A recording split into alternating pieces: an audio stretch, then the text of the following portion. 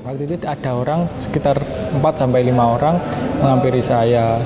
Itu bilang kalau mau ikut saya gitu. Akhirnya saya kan nggak tahu mau dibawa kemana. Akhirnya dijak masuk mobil, ternyata coba ke Polres Panjen gitu. Di situ dimintai kronologi kejadian awal sampai akhir pertandingan sampai itu video tertutup itu.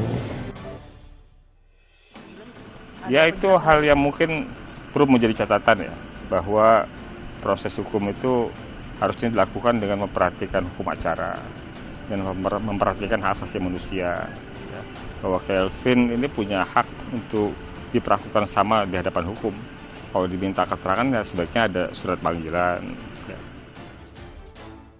Untuk saksi yang ditangkap oleh polisi secara tidak prosedural, itu sedang kita kumpulkan semua dan nanti kita akan ambil tindakan hukum untuk ke arah sana, perlindungan bagi teman-teman itu. Supporter itu orang-orang yang kebanyakan orang baik, yang apabila diberi ketentuan dan ketentuan yang dijaga dengan konsisten, maka mereka pun akan konsisten. Kalau disuruh ngantri ya, disuruh beli tiket online ya beli tiket online. Kenapa kemudian ada orang-orang yang menuduh bahwa justru supporter yang bikin gara-gara karena tidak ada kepastian dari awal.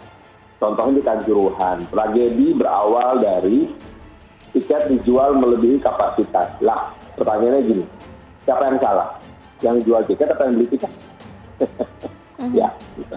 Itu tuh sesuatu yang harusnya kita sadari betul sebelum kita menuding tangan ini mau ke siapa gitu.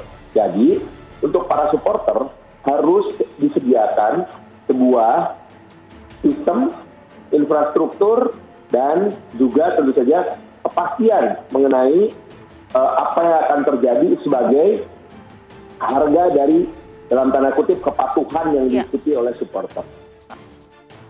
Karena gini, nggak akan tega rasanya hati ini ketika kita nanti balik lagi ke stadion, tapi saudara-saudara kami Aremania dan Aremanita belum mendapatkan keadilan. Nah, supporter maunya cuma aman dan nyaman. Kabar dugaan penculikan pada Aremania santer beredar di media sosial. Dugaan penculikan ini dilakukan kepada orang yang mengunggah konten-konten terkait tragedi Kanjuruhan. Tak hanya itu, ada hal yang ganjal, lantaran video hingga akun TikTok korban juga turut dihapus. Berdasarkan pengakuan Kelvin, yang telah menjadi pemohon sebagai saksi dan korban di LPSK, Edwin mengatakan, saat itu supporter Arema tersebut bukan diculik, melainkan diamankan aparat kepolisian untuk menjalani pemeriksaan. Tindakan ini banyak dikecam publik karena tidak ada pemberitahuan apapun, sehingga tindakan ini seperti pemaksaan atau penculikan. Lembaga Perlindungan Saksi dan Korban, atau LPSK, menilai apa yang dilakukan oleh anggota kepolisian dengan menghapus bukti video dari tragedi Kanjuruhan, milik seorang saksi berinisial K, adalah tindakan yang berlebihan. Kelvin dijemput pada Senin tanggal 3 Oktober tahun 2022, sekitar pukul 18 WIB, untuk menjalani pemeriksaan selama 2 jam, untuk selanjutnya dipulangkan kembali oleh penyidik. Namun dalam proses pemeriksaan itu, ternyata penyidik tidak melampirkan surat pemanggilan. Ketentuan ini berdasarkan pada pasal 112, ayat 1 dan 2, KUHP, di mana tersangka dan saksi yang dianggap perlu untuk diperiksa dengan surat panggilan yang sah, dengan memperhatikan tenggang waktu yang wajar, antara diterimanya panggilan, dan hari seorang itu diharuskan memenuhi panggilan tersebut. Bambang Rukminto, pengamat kepolisian dari Institute for Security and Strategic Studies, atau ISESS, menilai perbuatan anggota polisi tersebut telah menyalahi prosedur, sehingga perlu dijatuhi sanksi.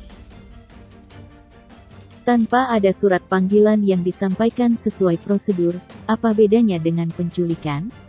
Pola-pola seperti itu tidak bisa diterus-teruskan, kata Bambang, dikutip dari suara.com, Kamis tanggal 6 Oktober tahun 2022.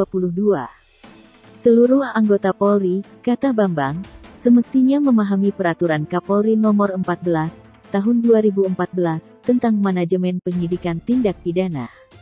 Menurutnya, perlu adanya perubahan perilaku seluruh anggota Polri jika benar-benar ingin dicintai masyarakat. Sudah bukan waktunya lagi meminta keterangan saksi dengan mendatangi di jalanan atau ruang publik. Kalau demikian, akibatnya akan muncul persepsi bahwa saksi tersebut diculik atau diintimidasi oleh polisi. Zaman sudah berubah, perilaku polisi juga harus berubah bila ingin dicintai rakyat, jelasnya. Kabar terkini, handphone milik Kelpin dikembalikan. Pengembalian itu dilakukan setelah Kelpin mendatangi Polres Malang bersama Wakil Ketua Lembaga Perlindungan Saksi dan Korban, Edwin Partogi Pasaribu. Edwin menyatakan bahwa ini merupakan kedua kalinya mereka mendatangi Polres Malang untuk mengambil telepon seluler Kelpin. Kemarin mereka telah melakukan hal serupa namun tak berhasil. Meskipun demikian, Edwin menyayangkan tindakan polisi yang membawa paksa Kelpin. Menurut dia, penyidik seharusnya bisa mengajukan surat pemanggilan terlebih dahulu, seperti diatur dalam Kitab Undang-Undang Hukum Acara Pidana, atau KUHAP.